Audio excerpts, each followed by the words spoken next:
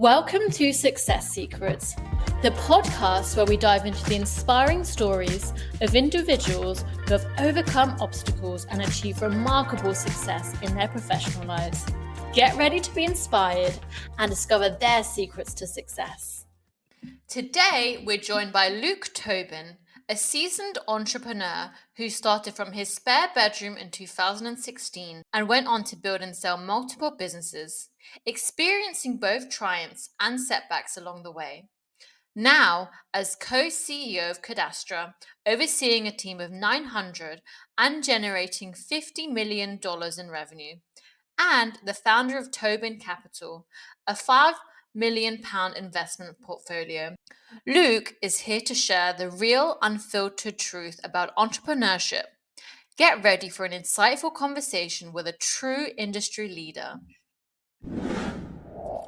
Hi, Luke. Welcome to Success Secrets. It's such a pleasure to have you on. Thank you. Thanks for having me here. Amazing. And how are you doing today?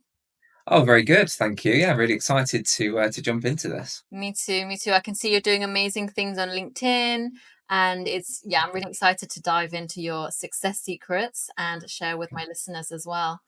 Awesome. So, Luke, can you tell me a bit about yourself and your background and your inspiration behind getting into entrepreneurship and, more about who you are as a person?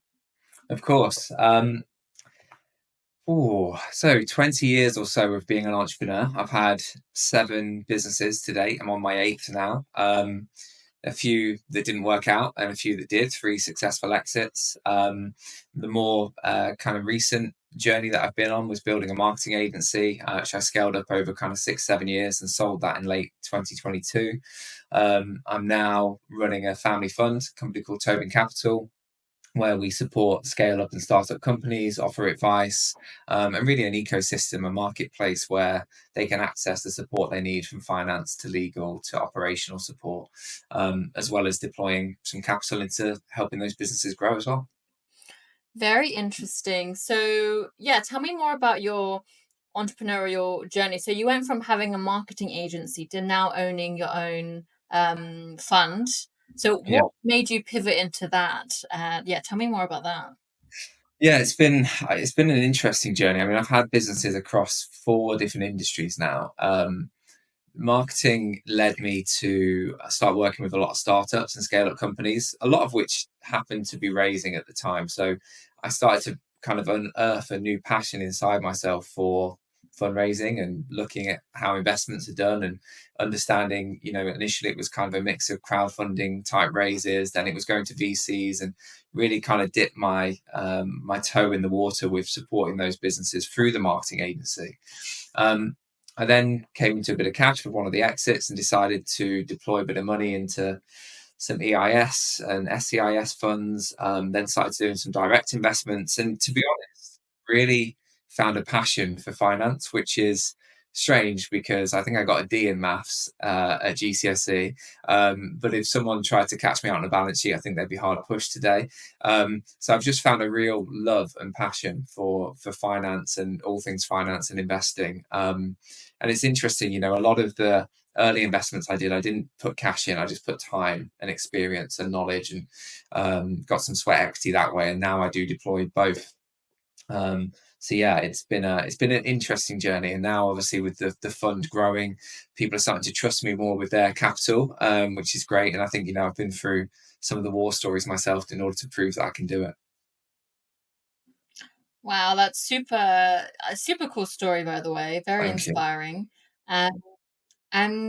Tell me more about your educational background as well. And did you go to university at all? Yeah, tell me about that and how that has impacted you, or do you feel like it's hindered you? Tell me about that background. Yeah, I mean, education and I have always had a bit of a, it's been a bit of a strange journey. I think at school I was always like an average student, did okay in my GCSEs overall, but actually went to college to study drama afterwards. At the time, kind of had a real passion for it. Did some business studies as well as a side A level to the drama course. But after that, decided to not go to uni. I deferred for a year, actually. I got a drama placement in London, deferred for a year, never went back, never looked back either. started working, started earning money, and thought, well, actually, this is what I want to do. Had my first business at 18, 19. It was a import drink company, bringing in different wines from European regions and selling them in the UK, as well as bar hire. So just kind of transitioned very quickly into entrepreneurship, and never went back and never looked back at university. And I know there's a lot of kind of questions in the industry about the relevancy of people's educations and actually what they end up doing. And for me, I can't think of kind of, any example where I look back and I go, actually, I feel like I've missed out on something there. I really don't.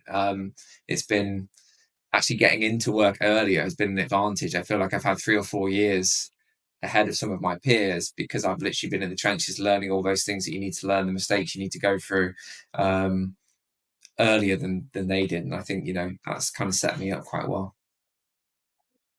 I have to agree with you there because I also didn't go to university and I also feel like I got a head start against other people.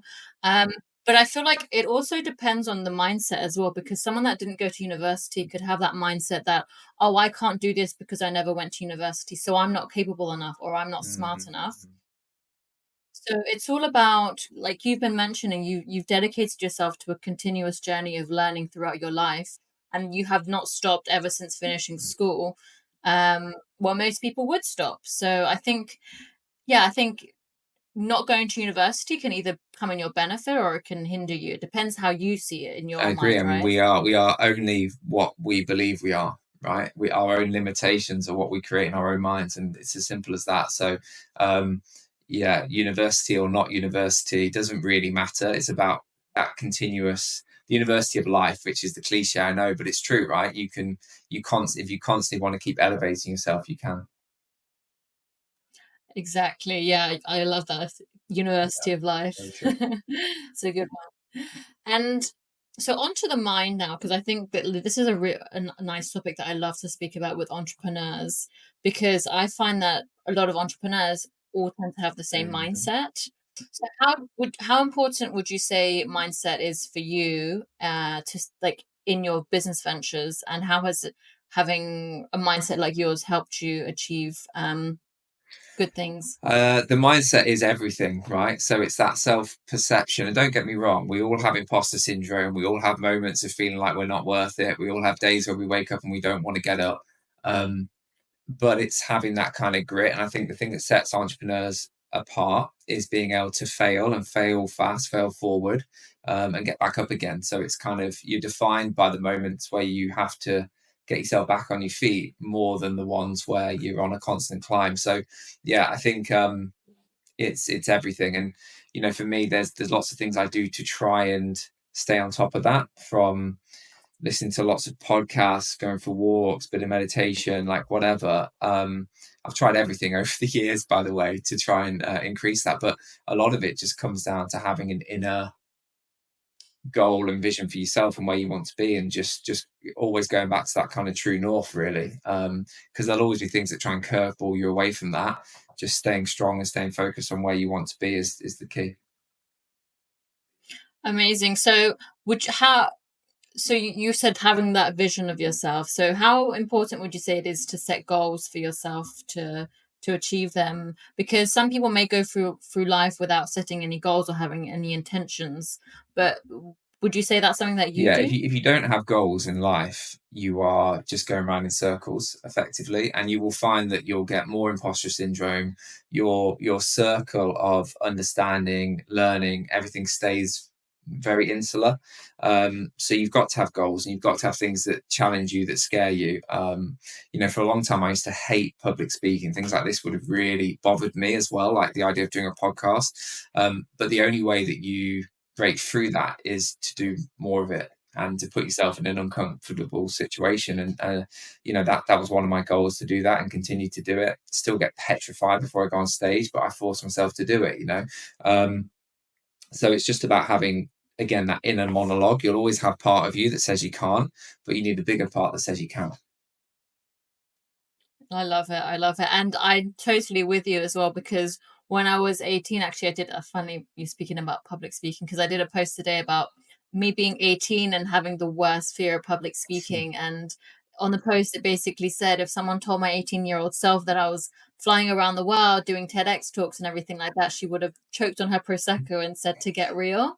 Um, but right now, this is what I'm doing. So it's Good crazy for you. that when you start to really push yourself out there and just try and turn your strength sorry, your weakness into a 100%. strength, it just shows that anything is possible, It is, right? yeah, and it comes down to that again. It's that inner confidence, inner belief, and quite often you'll find that you haven't yet been able to prove it to yourself, but you know that you can, and I think that's the key. Yeah, it's so true. And there's a saying that goes, growth for growth to happen, it's important to like be in uncomfortable situations. So get comfortable being uncomfortable, and that's how you I grow love and you that learn. expression. It's so true. If you're not out of your comfort zone and you stay in your comfort zone, you're not experiencing life, are you? So at the end of the day, we're all going to be dead one day. That's a fact. So what's the harm in putting yourself out there? People don't care as much as we internalize and think that they do. You can mess up a few times and no one's really going to remember it. Just stay true to yourself, really.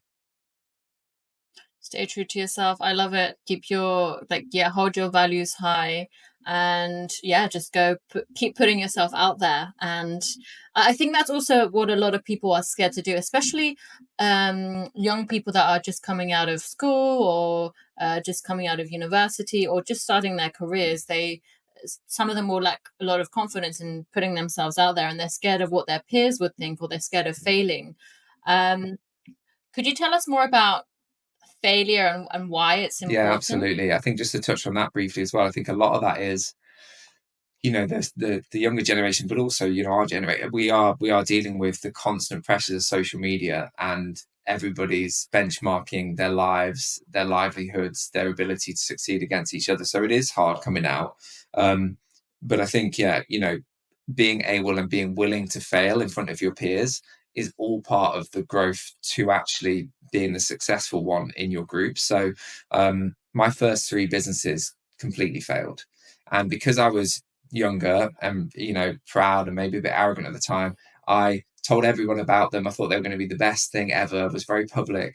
And they flopped, and it was, a real kind of pride punch, difficult thing at the time. Ended up in some debt really early on as well because I've taken it. So, but those learnings early on have made me a much better business person, a much more careful and considered business person as I've developed. So by 25, I'd had three failed businesses. By 26, I sold a business to a large international group. My first exit, had my next exit 3 years later, had my next one 10 years later. So you've got to go through those pains to get to an outcome that you want. Okay. Yeah, that's I love that you've mentioned that you've had three failed businesses, because most people, if they started a business and they fail, they said, I can't be an entrepreneur because I've Yeah, already failed. But that's also part of being an entrepreneur, right? It's failing, but failing forward. I'm sure you learn a lot from those failures than you did if you wouldn't have tried anyway. And I'm sure those failures that you've gone through have helped equip you into succeeding in your next ventures, right? absolutely. I mean, just from foundation level, like understanding where to put capital, being more careful with money, like everything, I learned in those three failed businesses, and it makes you a lot wiser going into that kind of that next venture. So yeah, and that's not to say that everyone has to fail in every business venture to get there, but if you look at the most successful entrepreneurs out there, they've all had as many failures, if not more, than they have successes. So don't beat yourself up, and certainly don't let it put you off if you try something and it doesn't work. You see it on the stock market, you see it in investments in general. Someone will invest in something, they'll lose a bit of money, they'll never invest again, or they'll never go for it again. They'll just put the money in the bank, losing money. Mm-hmm. Yeah, just don't be afraid to try stuff. I think that's the key. Yeah, absolutely. Yeah, it's just all about putting yourself out there, learning from those mistakes, and then that's Yeah, how you fail forward. I always say as well, you were saying, we've said it quite a few times, but you never fail, but you fail forward, because every failure you learn from them, and that helps equip you to move forward in life. exactly. It's all those stepping stones, and it makes you a better person. It builds your character as well, right? No matter what you go through, good or bad in life, it's all part of the journey. So it's hard at the time to see that, obviously. So it's easy in hindsight, I know, but hopefully there's some reassurance in the message for sure. Absolutely, absolutely. Now, I have another interesting question for you. So, for someone that's, for example, that wants to be an entrepreneur, or they're a serial entrepreneur, or Mm. they want to have like multiple businesses, um, how would you go about starting a business? So, for example, when I was around like my early 20s, I had a lot of business ideas, right? And Wow. I wanted to do all of them, but obviously you only have so much time. So, would you say it's best to focus on one thing and then get that to a good level, or focus on whatever you want to, you think which one's going to be successful? Hmm. So I think, testing, if you've got lots of ideas, and I get about 10 a day as well, but I have to really think about, okay, well, what deserves the time? And I call it the momentum paradox, this. So where you put your energy and your time, um, and the more you can put your energy and time into something, the more likely for it to be successful it is. So I often would say try and pick the one that you think has the most legs and put your energy and time into that.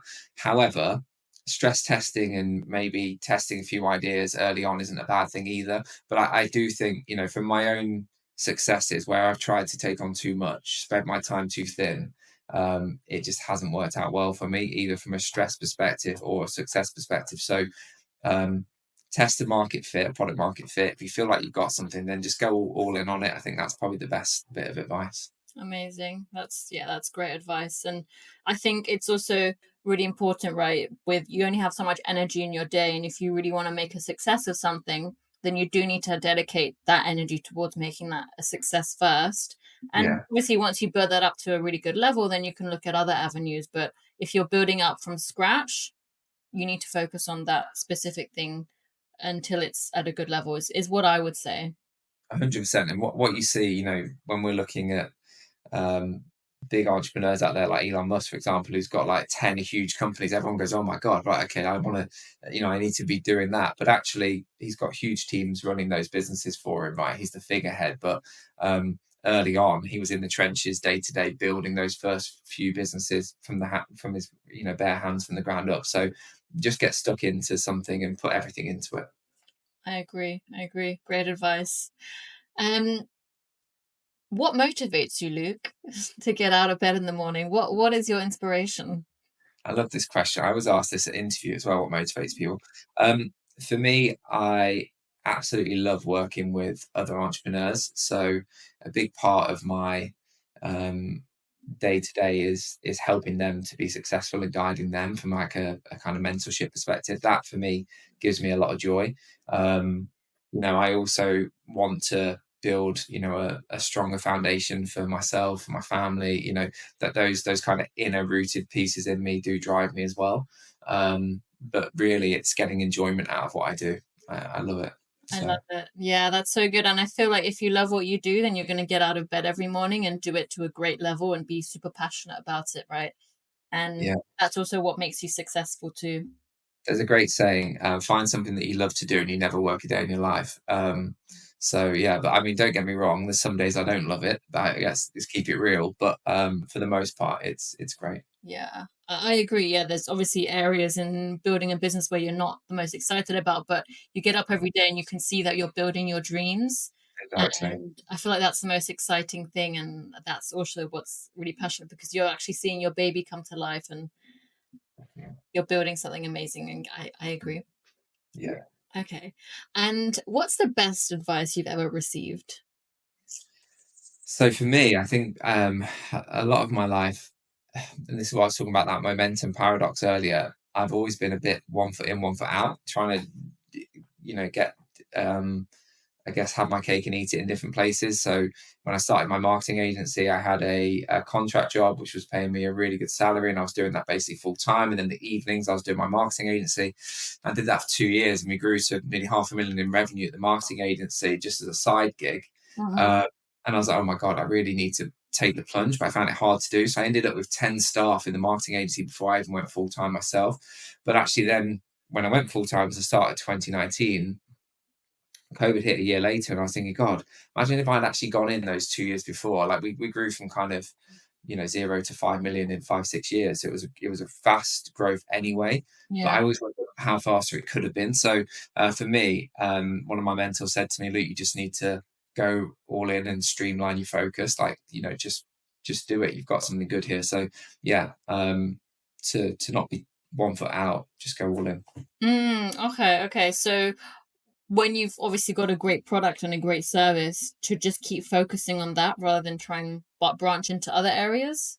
Is that Yeah, what? I mean, you can add different products over time, but I think what often people do is they get a bit of success with something, or something's working, and then they start to have all these other fringe ideas, and all of a sudden you disperse that momentum, and it makes it really hard. Sometimes then that thing that was performing starts to drop. I've seen Mm-hmm. that time and time again. So yeah, keep driving it as high as you can first. Okay, that's really good advice, because as entrepreneurs, we get so many different ideas, right? And it's so easy to get our heads in different pies and just get so motivated and excited about other things. So it's really important to keep your head on focus if you want to build something great. And Start looking at the shiny things, don't we? That's the thing. we like looking at shiny things, yeah, and we're like, how can we solve this problem? Yeah, Yeah, it's part of the entrepreneurial trait, and I have to agree, because I'm guilty of doing that as well. And then I have to remind myself, okay, if I'm gonna put my hands in, like, if I'm gonna get involved with this, how is it gonna benefit my current business, right? Um, exactly. so obviously, I've been doing a lot of building my personal brand, and doing speaking engagements and other things like that. But that also has benefits to my main company too, because it's shining a light on it. Yeah, Um, so yeah, that's one of the areas. That's what I always look into when I'm going into other ventures. definitely. Yeah, very good. And what's the worst advice you've ever received? Oh, there's probably been quite a few bits, but I always try to take, at least at face value, everyone's advice on, and whether you take it on board is another thing. But certainly, it's like nostalgia for some people giving advice. Um, Probably that I shouldn't start a business, or that I shouldn't do an investment, or that it's too risky. You often hear that people have heard that from their family members or friends or whatever. There's often that fear factor. So yeah, probably not to do something. And I've had that a few times, but I've done it anyway. And I think, I've gone on and then made it a success. So just be your own counsel, listen to other people, because there is some good advice out there, and there's some great advisors and business mentors and that sort of stuff, but be your own counsel when it comes to what your goals are. I completely agree with that, because when I first started, I had a lot of people saying, "Don't start a business. You should play it safe and stay in your corporate job." Or I was too young to start a business. Mm, I don't have enough experience and things like that. And at the end of the day, I have a saying is, don't take advice from people who aren't where you want to be. So yeah, obviously, if they're not super successful entrepreneur, then you should take their advice with a pinch of salt. Obviously, take it on board, but you decide which advice you want to take on. Like you were saying, you take it in, and you can decide if you want to take it on board, right? exactly.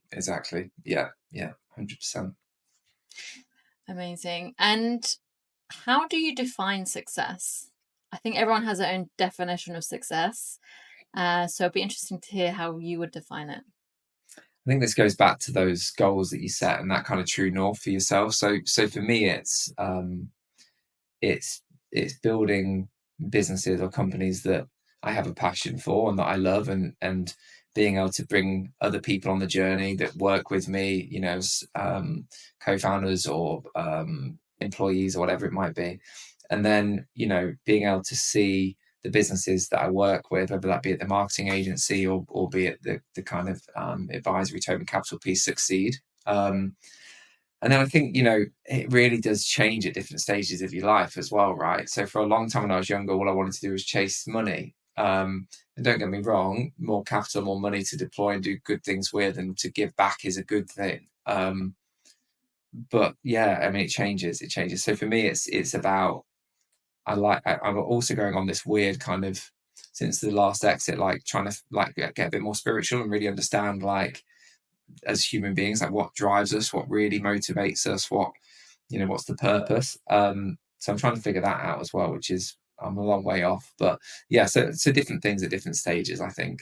it's probably a bit of a round the circle way of answering that, but Yeah, no, I have to agree with you there, because in my early 20s it was all about materialistic things and designer things and everything like that, and now I'm just taking a step back and seeing, actually no, they're just things, and that doesn't really make me happy. What really makes me happy is experiences, yeah, traveling the world, listening to, like you mentioned, like being more spiritual and finding out what makes you tick rather than what society wants for you.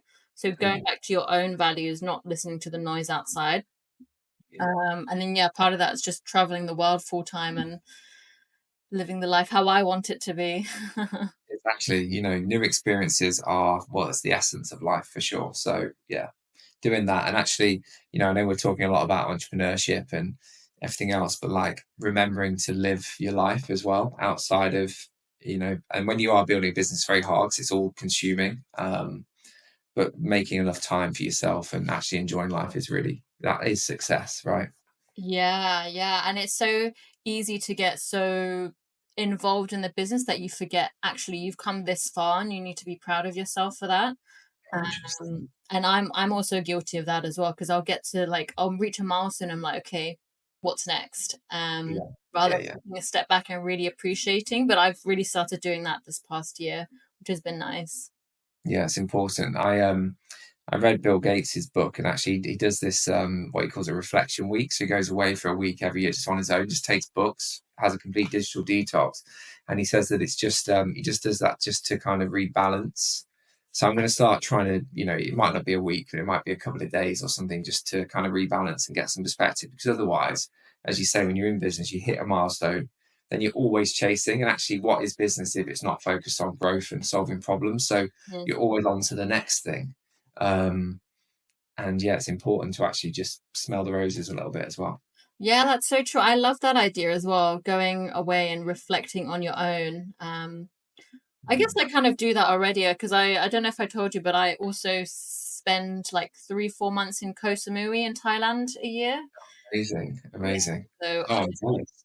it's so nice. Yeah, island life. I actually bought a house there last year, and like every time I go there, I do a lot of yoga and journaling, and like have a lot of time to myself, like beach time and everything like that. So that's been really nice.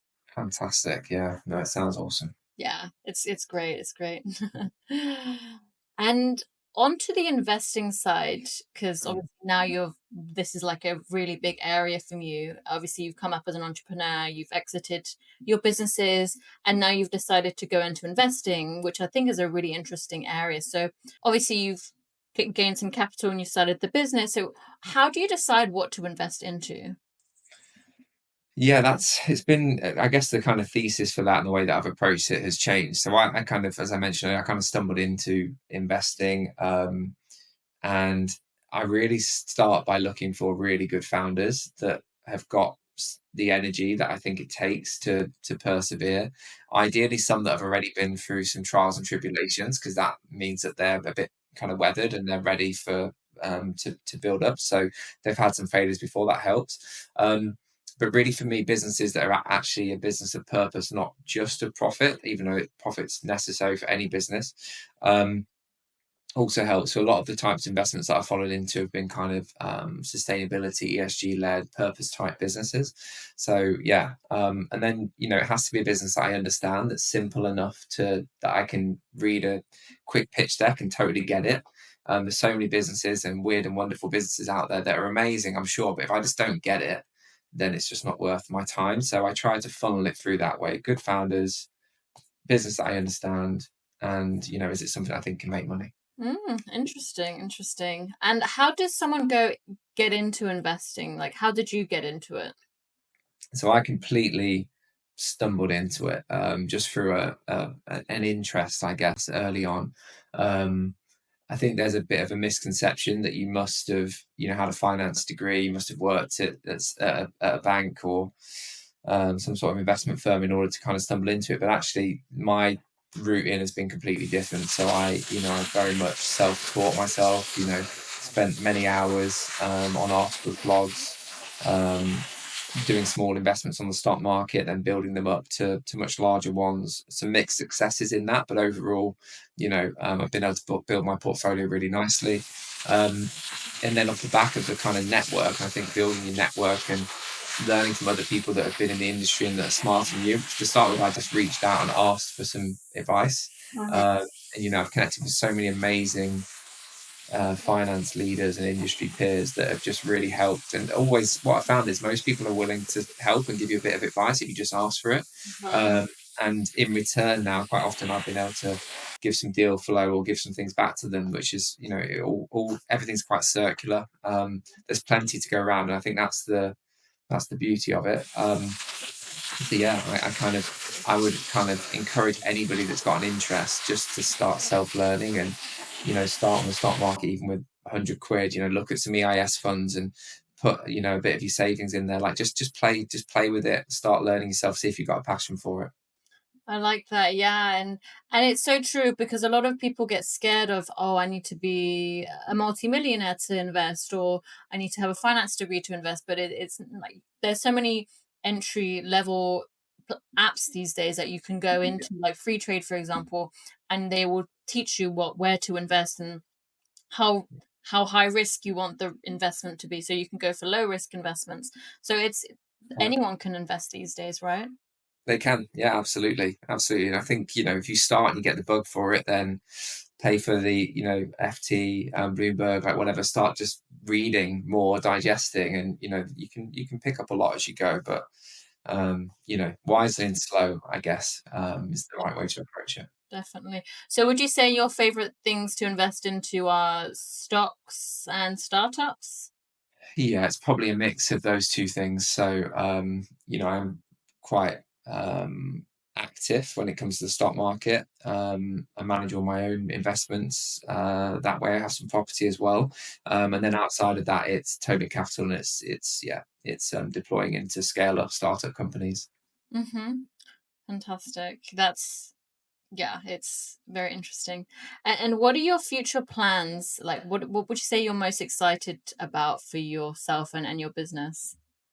So I'm still working in the marketing agency that I built day to day. So we're growing that to do some sort of IPO probably late next year or early 2026. I'm super excited for that. I think that's going to be a really exciting journey to go on as well. And the group's at nearly 1,000 staff now globally, and just being part of that larger board and that narrative's been an amazing experience. So again, that journey of self-discovery and learning is it's been a whole new learning for me. So I'm excited by that. And then Tobin Capital, I think at some stage in the future, we'll look at launching our own fund as well, and maybe an EIS fund or something like that. And yeah, initially, and looking forward to scaling that and growing that. I'm also in the process of looking at spending more time kind of digital nomading, living abroad, and I'm really excited by that and my personal journey. So yeah, loads to look forward to. Yes, I mean it seems like a very exciting time with you with the IPO and your new business venture, and yeah, going after what you truly desire in life as well, which is seems to be wanting to explore the world more, right? Exactly. Yeah, I can't wait for that. Yeah, it's amazing. And obviously, you mentioned that you have, well, you're part of you saw the marketing company. So you're still part of it, are you? I am, yeah. I'm still co-CEO of the EMEA region. I still have some equity there, so obviously makes sense for me to keep driving it. We want to grow the business rapidly over the next kind of year and a half, and then do the listing. Yeah. So then at some stage in the future, I'm sure we'll continue to do more acquisitions and keep growing that. But I'll hopefully then be able to focus a bit more time at some stage on Tobin Capital. Yeah, very exciting time. So that also leads me on to my other question, which is a topic very close to my heart. So diversity and inclusion has become increasingly important topic in the workplace. Yeah. How would you at your company prioritize D&I, diversity and inclusion within your organization or team? Yeah, it's a great question. So we 3 or 4 years ago joined what I call the B Corp movement, or became a B Corp business, which sets some really good foundations, I think, for how you should approach diversity inclusion, also profits and purpose. within the marketing agency, if we talk about that as a kind of, a first step, I think we've got about 14 or 15 nationalities within the business. We're 60 or 65% female. My senior leadership team here in the UK, I think, is 75% female. And for us, it's critical that we're leading by example when it comes to all aspects of B Corp and the kind of principles that it gives us. So diversity and inclusion is a massive piece of that. Amazing. Love that. It's great to hear. Great to hear. Okay, so we're just entering the last couple of questions now. So one of the last questions before we go on to the quick fun fire questions is, if you could go back to your younger self at 21 and tell them anything, what would you say? Probably at that time I just had a failed business, so I'd say pick your chin up and get back on with it. 'Cause I think I definitely had a few months of kind of slumbering and feeling sorry for myself. But no, I think I actually, if I could go back and just teach myself a few things that I've learned, I think I could fast track some of the successes I had. So I'd probably give myself a few pointers. But yeah, I think the most important thing is to just stay focused to those goals that we spoke about earlier. Make sure that you know your true north, that you know what you're trying to achieve, and they change. Rewrite. I actually physically still create like a mood board. I say once a year. I think it's probably been a year and a half since I did my last one, but still up in the office. Basically, on there, I have the things I want to achieve every 12-month period. And I think it's important to visualize, but also to make a commitment to yourself when it comes to those goals. And that's really what I would tell myself. I love that. So it's basically like a vision board, right? It is vision board, yeah. Nice. Yeah, I had that in my office in London when I was back there living, and it's crazy to say that. But when I had some snippets from there, and I was Yeah. looking at them last week, and I was like, wow, I've actually achieved this already. It's so cool to see that. It really is. I remember I lived in Australia when I was in my early 20s and had a couple of years there. And I did the first ever vision board. And on there, I put a few things that I wanted to achieve. And I remember within 6 months, I'd done them all. And I was like, oh my God, how have I done that? But it's just having that purpose every day and reminding yourself. And also, it was quite a visual thing. I had 3 flatmates and they started doing them as well. And I think, just encourage each other. So surrounding yourself with like minded people helps you get to your goals quicker as well. So true. Yeah, surrounding yourself with like-minded people who can lift you up, help you stay on track, and also like bounce ideas off as well and help you stay motivated. It's so, so important because you are the people that you spend the most time with, right? You are. And I think a lot of people forget that, right? Yeah, you always need, and I try to surround myself with people that are doing better than me because it just helps pull me up to their level. So I think it's important, yeah. Absolutely. Yeah, super important. Amazing. So we're just entering a couple of quick fun fire questions now. Okay. So, what would you say is your favorite quote? Um, Dream as if you live forever, live as if you'll die today. I love that. That's a really nice quote. Yeah, I like that one. Stuck with me for years. And favorite book? The Monk Who Sold His Ferrari by Robin Sharma. Very good book. It's the principles of, in the book, he'd worked a corporate job for many years and then wanted more balance and harmony to his life. So yeah, no, it's a really good one. It kind of talks about the disciplines of work, but also enjoying your life. Amazing. I love that. That's so good. I'm gonna download that book. Yeah, I always love reading. Okay, so thank you again for joining. It's been such a pleasure speaking with you. I've really enjoyed this conversation so much and getting an insight into your life, into your secrets to success. And I'm really sure, and I know my listeners will really enjoy this as well. So thank you. thank you. Thanks for having me on. Appreciate it. Thank you. Cheers.